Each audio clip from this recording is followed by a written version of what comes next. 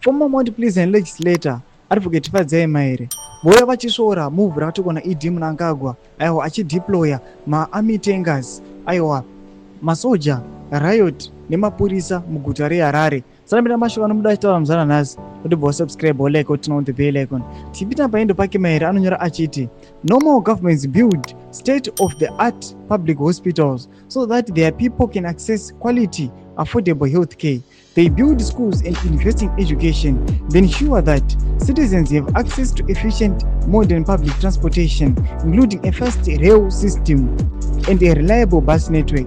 They deliver clean water and make sure citizens have an ecosystem that allows them to work hard to put food on their tables and a roof over their heads.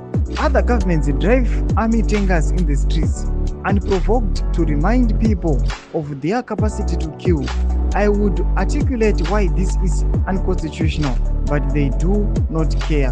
Within new leaders pana pari kuya advocate achiti aiwa toda ma leaders manyuwani munyika yeZimbabwe noda kukuti aiwa tona ma governments anoita zvinhu zvakanaka kuma citizens avo, but government yedu under the regime ya Idi Mnangagwa aiwa inoti zvitori nani to deploya masoja asuppress ma citizens. Hatoda no advocate for change. Tudze mafungiro enyu muri kudiwa musoro pechiitiko ichi. Aiwa pinda comment section medu, so subscribe or like, turn on the bell icon.